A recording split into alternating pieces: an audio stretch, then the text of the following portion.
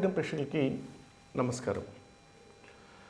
ఆచార్య నాగార్జున విశ్వవిద్యాలయం ఈ పేరు వినగానే విద్యకి పరిశోధనలకి ఒక ప్రముఖ కేంద్రంగా గత 5 దశాబ్దాలుగా విద్యలో భాగమైన ప్రతి వ్యక్తికి తెలిసిన విషయమే. ఒకప్పుడు ఉమ్మడి గుంటూరు జిల్లాతో పాటు మరి కృష్ణా ప్రకాశం జిల్లాలకి కూడా విద్యా నిలయంగా వెలుగొందినటువంటి ఈ ఆచార్య నాగార్జున విశ్వవిద్యాలయం ఈ మధ్యనే 50 వసంతాలు కూడా పూర్తి చేసుకుంది. కాలేజీలో కోర్సుల సంఖ్య పెరిగిపోవటము, చదివే విద్యార్థుల సంఖ్య కూడా రాను రాను పెరిగిపోవటము, మరి అనేక విషయాల కారణంగా ఈ విశ్వవిద్యాలయంని ఈ రోజున మనము కాలేజీలుగా విభజించుకోవటం జరిగింది. ఆ విభజనలో భాగంగా ప్రస్తుతము మనకి university college of arts, commerce and law ఈ కళాశాలకి, మరి ఈ కళాశాల అంటే కేవలము ఒక సబ్జెక్ట్కి సంబంధించింది కాదండి, డిఫరెంట్ డిసిప్లిన్స్ అంటే అనేక వివిధ రకాల సబ్జెక్టులతో దాదాపు 40కి పైగా విభాగాలతో కొనసాగుతున్నటువంటి ఈ కళాశాలకి ప్రిన్సిపల్గా వ్యవహరిస్తున్నటువంటి ప్రొఫెసర్ ఎం సురేష్ కుమార్ గారు మనతో ఉన్నారు. వారితో ముఖాముఖి ద్వారా ఈ ఆచార్య నాగార్జున విశ్వవిద్యాలయ university college of arts, commerce and law కళాశాలకి సంబంధించినటువంటి అభివృద్ధి కార్యక్రమాలని, భవిష్యత్తు కార్యక్రమాలని కూడా వారి మాటల్లోనే మనం ఆలకిద్దాం. నమస్కారం ప్రిన్సిపాల్ గారు. నమస్కారం సార్. మీరు ప్రిన్సిపల్గా ఛార్జ్ తీసుకున్న తర్వాత నుంచి ఈ ఆర్ట్స్, కామర్స్ అండ్ లా కాలేజీకి సంబంధించి డెవలప్మెంట్ ఆస్పెక్ట్గా మీరు చెప్పదలుచుకుంటే, మీరు ఒక అధిపతిగా, ఈ కళాశాలకి అధినేతగా మీరేం చెప్తారు? ప్రేక్షకులందరికీ నా నమస్సులు.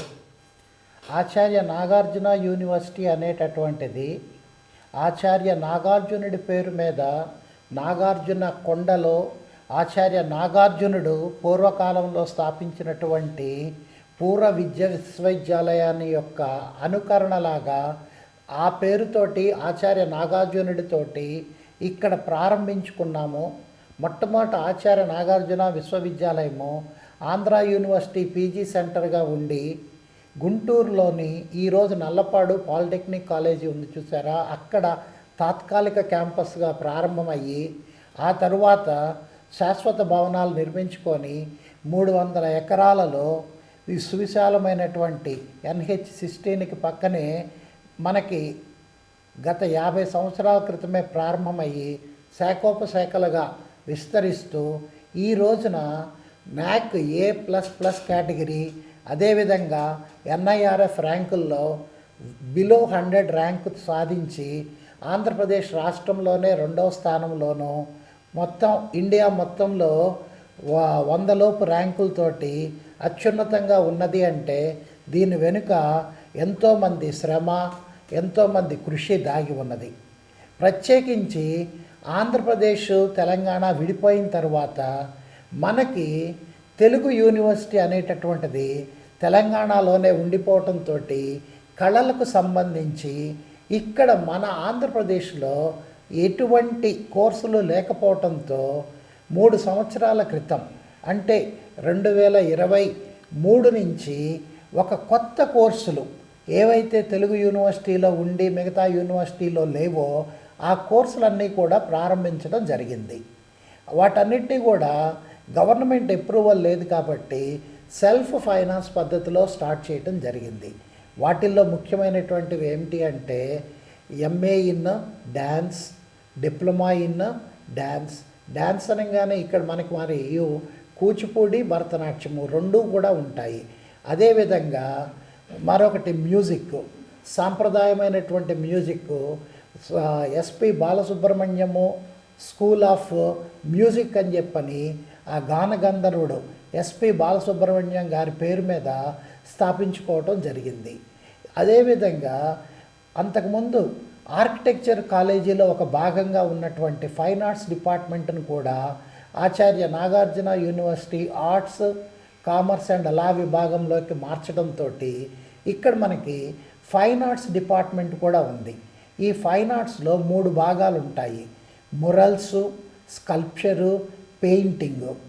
సో ఇవే కాకుండా మేము department of theatre performing arts అని చెప్పని పెట్టుకోవడం జరిగింది.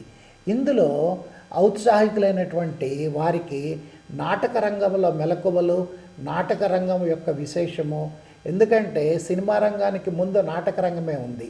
సో కళలకు సంబంధించి నాటకాలు, మ్యూజిక్, అదేవిధంగా శిల్పము, అదేవిధంగా పెయింటింగు, అదేవిధంగా డ్యాన్సు వంటి ఈ యొక్క కళలను ప్రోత్సహిస్తూ 23వ సంవత్సరంలో ప్రారంభించారు.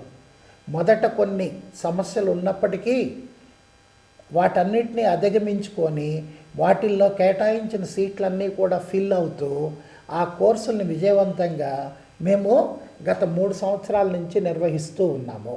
అందులోనూ మాకు సంబంధించినటువంటి బ్యాచులర్ ఆఫ్ ఫైన్ ఆర్ట్స్ విద్యార్థులు జాతీయ స్థాయిలో మంచి గుర్తింపు పొందారు.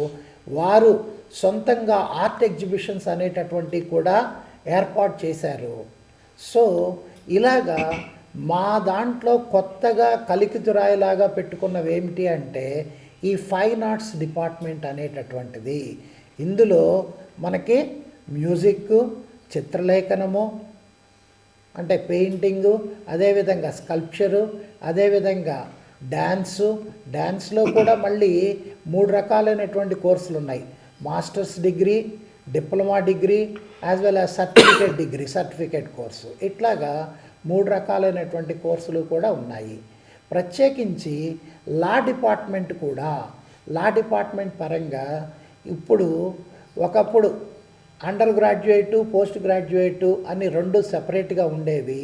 వాటిని గత సంవత్సరం నుంచి ఒకే డిపార్ట్మెంట్గా తీసుకొని ప్లస్ ఆ డిపార్ట్మెంట్కి ఆ పాత విద్యార్థులు, ఎందుకంటే ఇక్కడ ఈ కాలేజీ నుంచి, ఈ యూనివర్సిటీ నుంచి సుప్రీంకోర్టు ప్రధాన న్యాయమూర్తిగా పనిచేసినటువంటి జస్టిస్ ఎన్వి రమణ గారు కూడా ఇక్కడ స్టూడెంటే.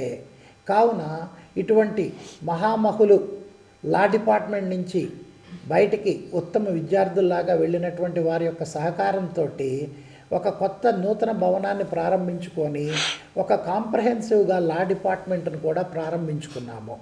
దాంట్లో భాగంగా అక్కడ మనకి diploma courses as well as certificate courses, అదేవిధంగా BA LLB, BBA LLB as well as ఎల్ఎల్ఎంలో 4 బ్రాంచులతోటి అది కొత్తగా ఫరిడవిల్లుతూ ఉన్నది.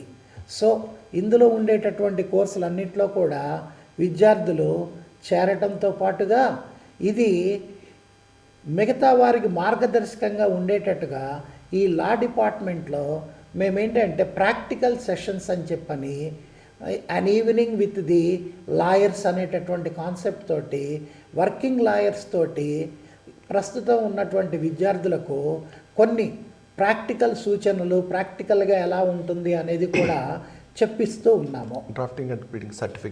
డ్రాఫ్టింగ్ అండ్ ప్లీడింగ్ అనే సర్టిఫికేట్ కోర్సు ఈ సంవత్సరం కొత్తగా పెట్టడం జరిగింది.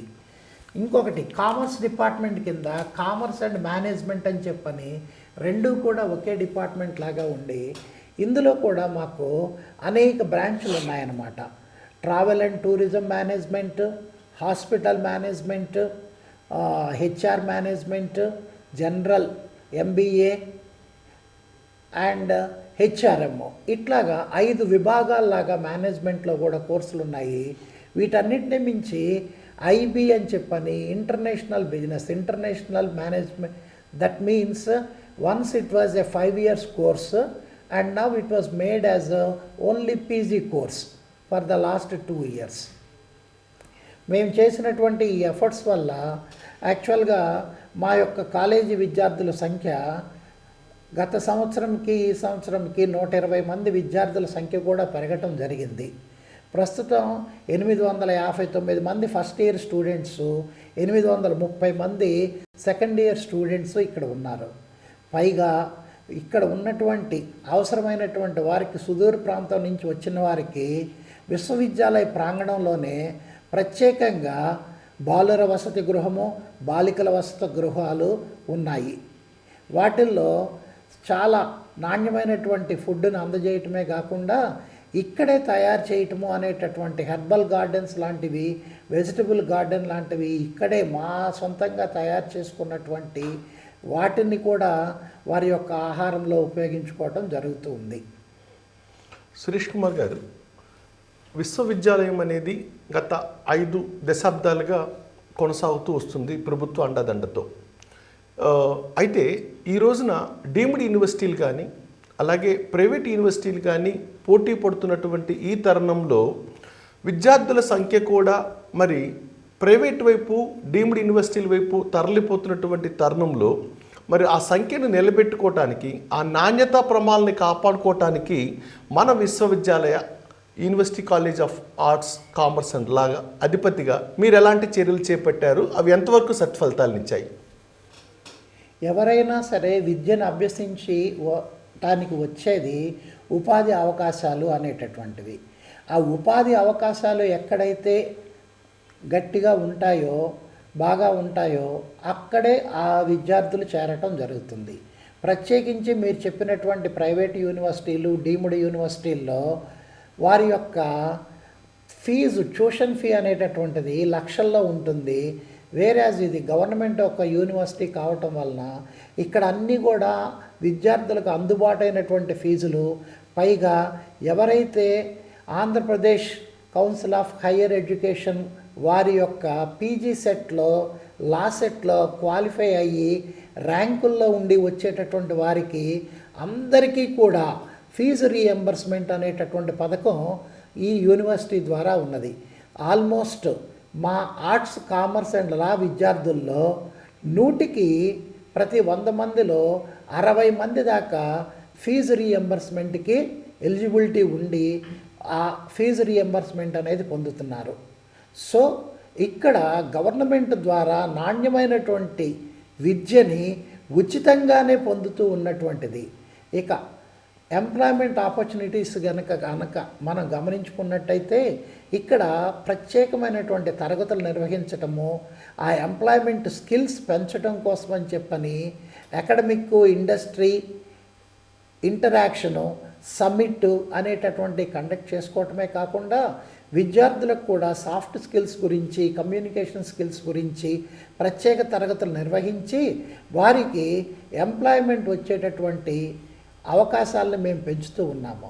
ఇప్పటి వరకు గత 5 సంవత్సరాల్లో మా యొక్క ఎంప్లాయబిలిటీ కనుక, ఛాన్సెస్ని కనుక మీరు గమనించినట్టయితే దాదాపు ప్రతి 100 మందిలో 30 మంది చాలా మంచి ప్రదేశాల్లో వారి యొక్క ఎంప్లాయ్మెంట్ని యూనివర్సిటీ విడిచి వెళ్ళడానికి ముందే వారి యొక్క ఎంప్లాయ్మెంట్ లెటర్స్ని తీసుకోవటం జరుగుతుంది. సో బేసిక్గా మీరు ఒక ఇంగ్లీష్ డిపార్ట్మెంట్ ప్రొఫెసర్గా, ఆ తర్వాత ఇలా ప్రిన్సిపల్గా, అధికారిగా కొనసాగుతున్నారు. మీ విభాగానికి సంబంధించి మీరు ఇంగ్లీష్ సబ్జెక్ట్ని, మరి ఇది యూనివర్సల్ సబ్జెక్టు, ఏ విద్యార్థి అయినా సరే ఉపాధి అవకాశాలు మెరుగుపరుచుకోవాలంటే అతనికి ఖచ్చితంగా కమ్యూనికేషన్ స్కిల్స్ అనేవి డెవలప్ చేసుకోవాలి. మరి మన ప్రాంత పరిస్థితుల్ని కనుక విశ్వవిద్యాలయంలో మనం గమనించినట్లయితే ఎక్కువగా గ్రామీణ ప్రాంతం నుంచి మధ్యతరగతి లేదా దిగువ మధ్యతరగతికి సంబంధించినటువంటి అట్టడుగు స్థానాల నుంచి కూడా వచ్చేటువంటి విద్యార్థులు ఉంటారు. వారందరూ కూడా ఈ పోటీ పరీక్షలకి ప్రిపేర్ అవటంలో కానీ, సన్నద్ధం కావటంలో కానీ, అలాగే వారి యొక్క ఉద్యోగ నైపుణ్యానికి కావాల్సినటువంటి అర్హతలను సంపాదించుకోవడానికి సంబంధించినటువంటి ఈ జ్ఞాన పరిజ్ఞానం ఏదైతే, భాషా పరిజ్ఞానం ఏదైతే ఉంటుందో దాన్ని పెంపొందింప చేయటానికి ఒక ఆర్ట్స్ కాలేజీ ప్రిన్సిపల్గా మీరు ఎలాంటి చర్యలు చేపట్టబోతున్నారు? లేకపోతే ఇప్పటికేమన్నా అలాంటివి తీసుకోవడం జరిగిందా? చాలా మంచి ప్రశ్న అండి. ఎందుకంటే ఒక విద్యార్థి ఉద్యోగ అవకాశాలను పొందాలి అంటే ఫస్ట్ తన యొక్క కమ్యూనికేషన్ స్కిల్స్ అనేటటువంటివి చాలా అద్భుతంగా, మంచిగా ఉంటేనే అవకాశం అనేటటువంటిది వస్తుంది. దాని కొరకే యాక్చువల్గా మేము ఎవ్రీ 2 ఇయర్స్ లేక 3 ఇయర్స్కి సిలబస్లో కొత్త వాటిని అప్డేట్ చేసుకుంటూ ఆల్మోస్ట్ మా యొక్క కామర్స్ డిపార్ట్మెంట్లోనూ, అదేవిధంగా లా డిపార్ట్మెంట్లోనూ మరియు చాలా డిపార్ట్మెంట్స్లో మేము కమ్యూనికేషన్ స్కిల్స్ అనేటటువంటిది కూడా వారి కరికులంలో ఒక భాగం లాగా చేయటం అనేది జరిగింది. So as a part of that విద్యార్థులు వాళ్ళ యొక్క రెగ్యులర్ సిలబస్తో పాటుగా దీన్ని కూడా తీసుకోవటము, దీన్ని కూడా చదవటం అనేటటువంటిది జరుగుతుంది as a part of NEP 2020. ప్రత్యేకించి ప్రతి విద్యార్థి కూడా ఒక మూక్స్ సర్టిఫికెట్ అనేటటువంటిది పూర్తి చేయాలి. ఆ మూక్స్ సర్టిఫికెట్ అనేటటువంటిది చాలామంది ఏంటయ్యా అంటే కమ్యూనికేషన్ స్కిల్స్, సాఫ్ట్ స్కిల్స్ అనేటటువంటిదే అన్ని బ్రాంచ్ల విద్యార్థులు కూడా చేస్తూ ఉన్నారు. వాటిల్లో మనకి టెస్ట్ ఉంటుంది, ఆ తర్వాత వాటి యొక్క మార్కులు, వాటి యొక్క పాస్ అయితేనే ఆ తర్వాత వారి యొక్క విద్యార్హత పొందినట్టు అవుతుంది. ఇది ఒక కరికులంలో భాగంగా ఉన్నది. అదే కాకుండా మనము ఆచార్య నాగార్జున యూనివర్సిటీ, ఆర్ట్స్ కాలేజీ, సైన్స్ కాలేజెస్ రెండింటినీ కలిపి కంబైన్డ్గా యూనివర్సిటీ తరఫున UGC సహకారంతో ఎప్పుడూ కూడా ఎవ్రీ ఇయర్ కూడా మేము ఒక 1 month 2 months కాంపిటేటివ్ ఎగ్జామినేషన్స్కి ప్రిపరేషను, అలాగే ఎంప్లాయబిలిటీ ప్రిపరేషన్ క్లాసెస్ అని చెప్పని విద్యార్థులకు out of the college time, that means 10 to 5 కాకుండా బిఫోర్ 10, ఆఫ్టర్ 5 అనేటటువంటివి కండక్ట్ చేస్తూ ఉన్నాము. వీటిల్ని విద్యార్థులు ఉపయోగించుకొని వారి యొక్క ఉద్యోగ అవకాశాలను మెరుగుపరుచుకునే దశగా ఉంటూ ఉన్నారు. కానీ ఏమవుతుంది అంటే వీటిల్లోకి వచ్చేటటువంటి వాళ్ళు కొద్ది రోజులు వస్తున్నారు, ఆ తర్వాత చాలా ఇర్రెగ్యులర్గా ఉంటూ ఉన్నారు అనేక కారణాలు చెప్తూ. అందుకోసమని చెప్పనే మేము ఈ మధ్యనే ఒకటి అనుకున్నాం, దానికి కూడా కొంత నామినల్ ఫీజు కనుక పెడితే అప్పుడు కొంత రెస్పాన్సిబిలిటీగా ఫీల్ అయ్యి వస్తారు అనేటటువంటిది మా యొక్క మేధావుల మరియు ఇక్కడి అధికార వర్గం వారి యొక్క ఆలోచనలు. సార్, అలాగే ఈ యూనివర్సిటీ కాలేజీలో మరి మీరు చెప్పినట్లు అనేక విభాగాలు, కొత్త విభాగాలతో పాటు గత 5 దశాబ్దాలుగా కొనసాగుతున్నటువంటి సాంప్రదాయ కోర్సులు ఏవైతే ఉన్నాయో, PG కోర్సులు, ఇవన్నీ కూడా నడుస్తున్నటువంటి ఈ క్రమంలో ఈ సర్టిఫికెట్లకి సంబంధించి, ధృవపత్రాలకి సంబంధించి వారు పొందిన కోర్సు పూర్తి చేసిన తర్వాత అందుకునే పత్రాలు, గతంలో పరీక్షా విధానం గందరగోళంగా ఉండటంతో నాగార్జున యూనివర్సిటీ సర్టిఫికెట్ మీద ఒక దురభిప్రాయం ఉండేది. ఇవి చెల్లని నాణ్యాలు అన్నట్టుగా వాళ్ళు ప్రమోట్ చేశారు. గతంలో అనేక విష ప్రచారాలు జరిగినాయి. అయితే ఇప్పుడు మీరు చెప్పిన దాన్ని బట్టి చూస్తే విద్యార్థుల సంఖ్య గణనీయంగా పెరగటమే కాకుండా నాణ్యతా ప్రమాణాలను కూడా మేము పెంచాము అని చెప్తున్నారు. అయితే ఈ పెంచడంలో యూనివర్సిటీ తీసుకున్నటువంటి చర్యలు ఎంతవరకు సత్ఫలితాలను ఇచ్చాయి, ఇంకా భవిష్యత్తులో వీటిని అప్గ్రేడ్ చేయడానికి ఒక ప్రిన్సిపల్ హెడ్గా మీరేం చేస్తున్నారు? ఇది చాలా లోతుగా ఆలోచించి చేయవలసినటువంటి పరిస్థితి మీరు చెప్పినటువంటి దాన్ని బట్టి ఉన్నది. ఏంటంటే నకిలీ యూనివర్సిటీ సర్టిఫికెట్లు అనేవి ఒక్క ఆచార్య నాగార్జున యూనివర్సిటీకే రాలేదండి. అనేక యూనివర్సిటీలు, అనేక రాష్ట్రంలోనూ మరియు ఇతర రాష్ట్రాల్లోనూ అనేక యూనివర్సిటీలకి కొన్ని ముఠాలు అనేటటువంటివి ఇట్లా నకిలీ డిగ్రీ సర్టిఫికెట్స్ అనేటటువంటి ఏర్పాటు చేశాయి. వాటి యొక్క డ్యూటీ అనేటటువంటిది పోలీసులు చూసుకుంటారు. కానీ మా యూనివర్సిటీలో చదివేటటువంటి ప్రతి వారికి కూడా మనకి ఏంటి అంటే ఇప్పుడు గవర్నమెంట్ ఆఫ్ ఇండియా ఏర్పాటు చేసినటువంటి డిజీ లాకరు, డిజీ సర్టిఫికేట్ అనేటటువంటి పద్ధతిలో మా యూనివర్సిటీ కూడా ఒక మెంబరు. సో ప్రతి స్టూడెంట్కి కూడా ఒక ID నెంబర్ అనేది ఉంటుంది. ఆ ID నెంబర్ ప్రకారంగా అతనికి డిజిటల్ సర్టిఫికేట్స్ అనేటటువంటివి కూడా నాగార్జున యూనివర్సిటీ కూడా ప్రొవైడ్ చేస్తుంది. ఈ ఫిజికల్గా ఇచ్చేటటువంటి సర్టిఫికేటే కాకుండా ఈ డిజీ సర్టిఫికేట్ అనేటటువంటిది ఎప్పటికైనా బాగా ఉపయోగపడేటటువంటిది. దీన్ని కాపీ కొట్టడము, మరో రకంగా చేయటము అనేటటువంటిది జరగదు. సో ఈ గవర్నమెంట్ ఆఫ్ ఇండియా ఏర్పాటు చేసినటువంటి ఈ పథకంలో మా నాగార్జున యూనివర్సిటీ కూడా ఒక భాగంగా ఉండి ప్రతి విద్యార్థికి కూడా ఒక ఐడి అనేటటువంటిది క్రియేట్ చేయబడి ఆ ఐడి ప్రకారంగానే వారి యొక్క పాత సర్టిఫికెట్లు ఈ కొత్త సర్టిఫికెట్స్ మొత్తం అన్నీ కూడా డిజిటల్ ఫామ్లో ఉండటము, పైగా ఎటువంటి ట్యాంపరింగ్కి అవకాశం లేకుండా నూతన సాంకేతికతను ఉపయోగించుకొని మేము ఈ సర్టిఫికెట్స్ తయారు చేయటం అనేటటువంటిది జరుగుతుంది. సో భవిష్యత్తులో కూడా ఒకప్పుడు ఇతర దేశాలకు వెళ్ళినప్పుడు ఈ సర్టిఫికేట్ ఒరిజినల్లా కాదా అని చెప్పని చెక్ చేయడానికి మా యూనివర్సిటీకే పంపించేటటువంటి వాళ్ళు.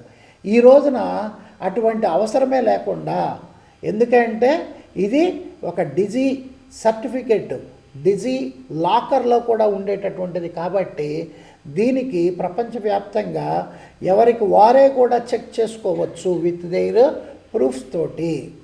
సో ఈ విధమైనటువంటి నూతన సాంకేతికతను ఉపయోగించుకొని మేము ఏమాత్రం ఇటువంటి అవకతవకలకు అవకాశం లేనటువంటి పద్ధతిలో ముందుకు సాగుతూ ఉన్నాము. అదేవిధంగా మిగతా యూనివర్సిటీలకి మా యూనివర్సిటీకి గల తేడా ఏమిటి అని చెప్పుకోవడానికి మేము ఒక అకాడమిక్ క్యాలెండరు సంవత్సరం మొదట్లోనే ప్రకటించి 99% ఆ అకాడమిక్ క్యాలెండర్ ప్రకారమే ఆ ఎగ్జామ్స్ అనేటటువంటివి కూడా కంప్లీట్ చేయడంతో ఈవెన్ ఆంధ్రప్రదేశ్ స్టేట్లో ఉన్నటువంటి 17 ఇతర యూనివర్సిటీల కంటే మొట్టమొదటిగా మా యొక్క యూనివర్సిటీ ఎగ్జామ్ రిజల్ట్స్ ఇవ్వటం అనేటటువంటిది ముందుండటం అనేటటువంటిది జరుగుతూ ఉన్నది. ప్రిన్సిపల్ గారు, ఇప్పుడు ఈ ఆర్ట్స్ కామర్స్ లా కాలేజీ యూనివర్సిటీలో ఎప్పటి నుంచో భాగమైంది. అయితే యూనివర్సిటీలో కొన్ని దశాబ్దాలుగా లేటెస్ట్గా 2000 తర్వాత మనకి engineering curriculum undergraduate programme కూడా యాడ్ అయిపోయింది. విద్యార్థుల సంఖ్య రాను రాను సైన్స్ కోర్సుల పట్ల అలాగే ఇంజనీరింగ్ కోర్సుల పట్ల మక్కువ చూపేస్తున్నారు. మరి వాటి ప్రభావం వలన దీని మీద ఆర్ట్స్ కాలేజీ మీద ఏమైనా పడుతుందంటారా, లేకపోతే వాటితో పాటు సమానంగా నిధుల విషయంలోనూ విద్యా నాణ్యతా ప్రమాణాల విషయంలోనూ సమతూకంగా పోతుందంటారా? మీరు చెప్పినట్టుగా విద్యార్థులు ఎక్కువగా ఇంజనీరింగ్, మెడిసిన్ వైపు ఆసక్తి చూపుతూ అటువైపే ఎక్కువగా వెళుతున్నారు. ఇది కాదనలేనటువంటి సత్యం. కానీ ఇక్కడ వచ్చేటటువంటి విద్యార్థులు కూడా ఇక్కడ ఉండటం అనేటటువంటి జరుగుతుంది. ఎందుకంటే మీరే మీ యొక్క మాటలో అన్నారు, ఇక్కడ ఏంటంటే మధ్యతరగతి దిగువ మధ్యతరగతి వారికి అనేది. ఆ మధ్యతరగతి దిగువ మధ్యతరగతి వారికి ₹1 ఖర్చు లేకుండా ఇక్కడ వారి యొక్క విద్య పూర్తి చేసుకునే అవకాశం ఉండటంతో ఇక్కడ ఉండేటటువంటి సీట్లు అనేటటువంటి అన్నీ కూడా బాగానే ఫిల్ అవుతున్నాయి. ఏవో కొన్ని కోర్సుల్లో మాత్రమే విద్యార్థులు సగం మాత్రమే నిండటం అనేది జరుగుతుంది. టోటల్గా కనుక తీసుకుంటే మాకు అలాట్ అయినటువంటి సీట్స్లో ప్రతి సంవత్సరము కూడా 70 నుంచి 75% మంది విద్యార్థులు జాయిన్ అవుతూ ఉన్నారు. ప్రిన్సిపల్ గారు, విద్యార్థుల సంఖ్య పరంగా సంతృప్తికరంగానే 75% అంటే ఆల్మోస్ట్ అన్నీ నిండిపోతుంటాయి. కొన్ని కొత్త రకాల కోర్సులు, పరిచయం లేని కోర్సుల్లో కొద్దిగా మరి సంఖ్య 75% వరకే నిండటం అనేది ఎక్కడైనా జరిగేటువంటి విషయమే. అయితే విశ్వవిద్యాలయం అంటే అది అధిక శాతం పరిశోధనలకి పెద్దపీట వేయాలి. సో సైన్స్ రంగంలో ఇక అదే ప్రామాణికంగా ఉంటుంది. మరి ఆర్ట్స్ కోర్సులలో మరి మన విశ్వవిద్యాలయం తరపున జరుగుతున్నటువంటి ఈ పరిశోధన ఫలాలని మీరు ఏ విధంగా విశదీకరిస్తారు? ఇక్కడ పరిశోధన ఏ విధంగా కొనసాగుతుంది? రీసెర్చ్ అనే దానికి ఈ ఆర్ట్స్ కామర్స్ లా తరపు నుంచి మీరు ఏ విధంగా దాన్ని జస్టిఫై చేయాలనుకుంటున్నారు? ఈ ఆర్ట్స్ కామర్స్ లా కోర్సుల్లో రీసెర్చ్ అనేటటువంటిది తగ్గింది.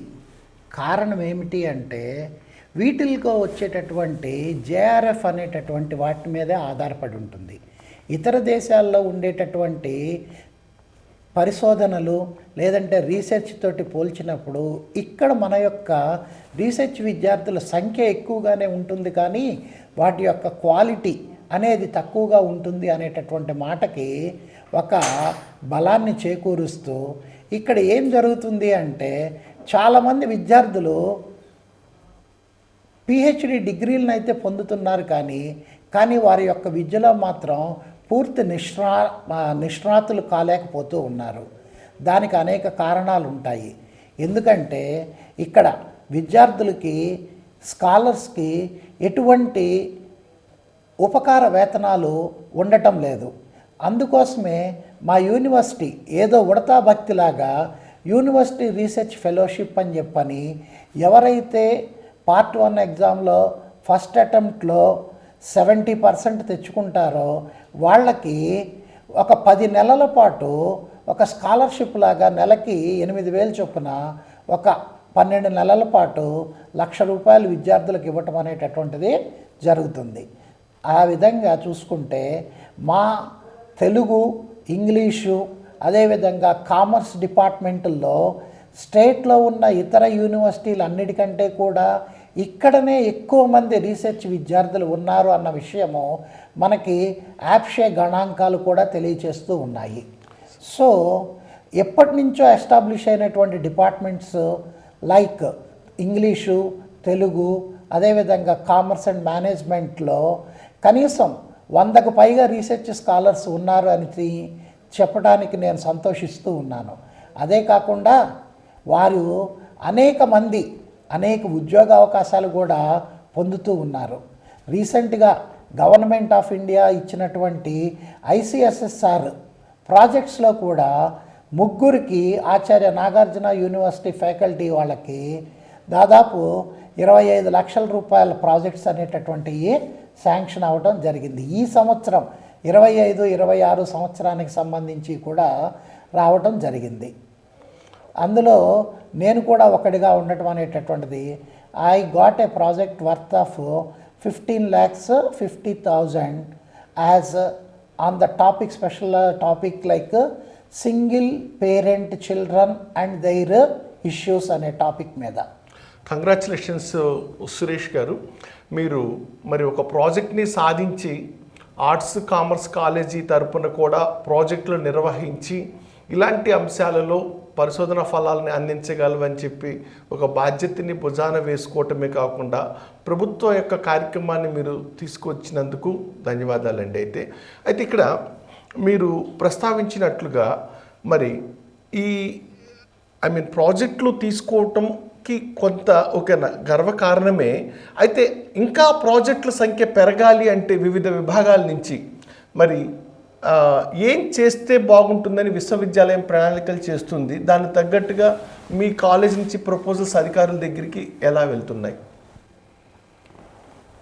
ఇక్కడ ప్రభుత్వం వైపు నుంచి కూడా ఒక సమస్య ఉందండి. కారణం ఏంటంటే 2006 సంవత్సరం తరువాత ఇంతవరకు రెగ్యులర్ టీచర్ల నియామకం అనేటటువంటిది జరగలేదండి. ఎప్పుడైతే రెగ్యులర్ టీచర్ ఉంటారో వారికి మాత్రమే రీసెర్చ్ గైడ్షిప్ అనేది ఇవ్వాలి అనేది UGC యొక్క సూత్రం. ఎందుకంటే కాంట్రాక్ట్ లెక్చరర్స్కి, గెస్ట్ లెక్చరర్స్కి మీరు రీసెర్చ్ గైడ్షిప్ అనేటటువంటిది ఇవ్వకూడదు అని UGC నిబంధనలు తెలియచేస్తూ ఉన్నాయి. అందువల్ల ఇక్కడ ప్రస్తుతం ఉండేటటువంటి రెగ్యులర్ టీచింగ్ ఫ్యాకల్టీ మొత్తం ఆచార్య నాగార్జున యూనివర్సిటీకి 400 శాంక్షన్డ్ పోస్టులు ఉండగా ఇప్పుడు ప్రస్తుతం ఒక్క 64 మాత్రమే పర్మనెంట్ రెగ్యులర్ ఫ్యాకల్టీ మెంబర్స్ ఉండటం అనేది జరుగుతుంది. అంటే సుమారు 200 నుంచి 300 పోస్టులు వేకెంట్గానే ఉన్నప్పటికీ కూడా ఇక్కడ కంటిన్యూ చేస్తున్నాము. ఒక రీసెర్చ్లో ఒక క్వాలిటీ కావాలి అంటే గవర్నమెంట్ కొత్తగా అయినా సరే ఈ రెగ్యులర్ ఫ్యాకల్టీ మెంబర్స్ని రిక్రూట్ చేసుకోవటం అనేటటువంటి దాని ద్వారా ఈ యొక్క క్వాలిటీని ఇంప్రూవ్ చేసుకోవడానికి అవకాశం ఉంటుంది అనేటటువంటిది నా అభిప్రాయం. సురేష్ గారు, గతంలో ఈ అధ్యాపకులకి అంటే ప్రొఫెసర్లకి కానీ అసిస్టెంట్ ప్రొఫెసర్లకి కానీ మరి వీరి యొక్క విద్యా నాణ్యత ప్రమాణాలు పెంచుకోవడానికి రిఫ్రెషర్ కోర్స్ అని చెప్పేసి 21 రోజుల రిఫ్రెషర్ కోర్సులు అని చెప్పి జరుగుతుండేవి. ఆ ప్రకారంగా అప్డేట్స్ ఏవైతే ఉన్నాయో ఆయా సబ్జెక్ట్స్లో కొత్తగా వచ్చినటువంటి సబ్జెక్టులు ఏవైతే ఉన్నాయో ఆ రోజుల్లో మరి ప్రొఫెసర్లు అందరూ కూడా నేర్చుకోవటం, మళ్ళీ తర్వాత విద్యాతరానికి అవి అందించటం అనేది జరిగేది. అయితే గత 20 ఏళ్ళుగా ఎటు పర్మనెంట్ నియామకాలు జరగటం లేదు. అయితే యూనివర్సిటీలో విద్యా ప్రమాణాలు తగ్గిపోకుండా ఉండటం కోసం, విద్యను కొనసాగించడం కోసం మీరు తాత్కాలికంగా గెస్ట్ ఫ్యాకల్టీలతో నడుపుతున్నటువంటి విషయం ప్రపంచానికి తెలిసిన విషయమే. మరి వీరి ప్రమాణాలు పెంచడానికి సంబంధించి మీ దగ్గర ఒక ప్రత్యేకమైన ప్రణాళికలు ఏమన్నా ఉన్నాయా, లేకపోతే వాటి కోసం ఏమైనా కసరత్తు చేస్తున్నారా? మేము ఈ కాంట్రాక్ట్ ఫ్యాకల్టీ మరియు గెస్ట్ ఫ్యాకల్టీని తీసుకునేటప్పుడే విద్యా ప్రమాణాలను చాలా జాగ్రత్తగా పాటిస్తూ ఉన్నాము. యూజీసీ వారి నిబంధనల ప్రకారమే ఎవరికైతే డాక్టరేట్ డిగ్రీ ఉంటుందో వారిని మాత్రమే తీసుకుంటున్నాము. అదేవిధంగా NET or SET qualified teacher certificate ఉన్నటువంటి వారిని మాత్రమే మేము గెస్ట్ ఫ్యాకల్టీగా తీసుకోవటం అనేటటువంటిది జరుగుతూ ఉన్నది. సో వారితోటే వారికి అనుకూలమైనటువంటి పద్ధతుల్లో, అంటే రెగ్యులర్ ఫ్యాకల్టీగా కాకుండా కొంత సబ్జెక్ట్ వైజ్గా, అంటే పేపర్ వైజ్గా కూడా చెప్పి వారి ఫ్రీడమ్ వారికి ఉండేటట్టుగా చేయటమే కాకుండా కొంతమంది రిటైర్ అయినటువంటి ప్రొఫెసర్స్ కూడా ఆనరరీ ప్రొఫెసర్స్గా వచ్చి తమ సర్వీసులు అందజేస్తాము అంటే అదేవిధంగా వారి యొక్క సర్వీసులను కూడా మేము వినియోగించుకుంటూ ఉన్నాము. సో ఈ విధంగా రీసెర్చ్ మరియు ఈ కాంట్రాక్ట్ ఫ్యాకల్టీ ద్వారా చెప్పిస్తున్నప్పటికీ కూడా వారు కూడా క్వాలిఫైడ్ విద్యార్హతలు ఉన్న వాళ్ళ చేతే చేయించడం అనేది జరుగుతూ ఉన్నదండి. Okay, thank you sir. అనేక విషయాలు నాగార్జున యూనివర్సిటీలో, university college of arts, commerce and law తరపున ఎన్నో విద్యా విషయాలే కాకుండా పరిపాలనకు సంబంధించినటువంటి విషయాలతో పాటు అభివృద్ధికి సంబంధించి, అలాగే ఈ విశ్వవిద్యాలయంలో ఈ కళాశాల తరపున చేపట్టినటువంటి ప్రాజెక్టులతో పాటు సాధించిన అవార్డులు, అలాగే విద్యార్థులకి లభించినటువంటి ఉద్యోగ అవకాశాలు అన్నిటి మీద మీరు విశదీకరించారు. ముగింపుగా మీరు ఇంకేమన్నా చెప్పదలుచుకున్నారా? ఈ కళాశాలకి సంబంధించి భవిష్యత్తు ప్రణాళిక, మీకు అంతర్లీనంగా ఉన్నటువంటి భవిష్యత్తు ప్రణాళిక మీద మీకు ఏమన్నా ఒక ఫైనల్ స్టేట్మెంట్ మీరు ఏమన్నా ముగింపుకు మాటగా చెప్పదలుచుకున్నారు, విద్యార్థులకి సందేశంగా ఏమన్నా? ప్రపంచ దేశాలలో విద్యకు కేటాయించేటటువంటి నిధులు 6 నుంచి 8% దాకా ఉంటే మన భారతదేశంలో 3% కూడా ఉండటం లేదు. ఎక్కడైనా సరే, ఏ దేశానికైనా సరే విద్య అనేటటువంటిదే అభివృద్ధికి మార్గము. సో గవర్నమెంట్స్ అనేటటువంటివి ఈ యొక్క విద్యకు కూడా వాటి యొక్క నిధులను పెంచి విద్యార్థులకు సరైనటువంటి ఉపకార వేతనాలు మరియు అనేక రెగ్యులర్ పద్ధతులు మరియు ఇండస్ట్రీకి అకాడమిక్కి మధ్య ఒక సయోధ్య కుదిర్చి ఇండస్ట్రీ అవసరాలను తీర్చేటటువంటి విద్యను విద్యార్థులకు అందిస్తే అప్పుడు అన్ఎంప్లాయ్మెంట్ ప్రాబ్లం ఉండదు, అటు ఇండస్ట్రీ గ్రోత్ కూడా జరుగుతూ ఉంటుంది. ప్రత్యేకించి కొత్తగా ఆవిర్భవించినటువంటి ఈ రాష్ట్రంలో క్యాపిటల్ సిటీలో ఉన్నటువంటి ప్రభుత్వ విశ్వవిద్యాలయం ఇదొక్కటే. ప్రైవేట్ యూనివర్సిటీలు అనేక ఉండొచ్చు, కానీ వాటికి లాభార్జనే తప్ప సమాజ శ్రేయస్సు అనేటటువంటిది చాలా తక్కువగా ఉంటుంది. కావున సమాజ శ్రేయస్సు కోసము ఉపయోగపడేటటువంటి ఈ యొక్క స్టేట్ యూనివర్సిటీలకి కొంచెం తగినంతగా నిధులను రాష్ట్ర ప్రభుత్వం మనకి అందజేస్తే ఏమాత్రం ప్రైవేటు విశ్వవిద్యాలయాలకు తగ్గని విధంగా మనం కూడా విద్యార్థులకు అవసరమైనటువంటి అన్ని సౌకర్యాలను, అన్ని ఏర్పాట్లను చేసి వారితో పోటీ పడగలిగే విధంగా చేస్తుంది.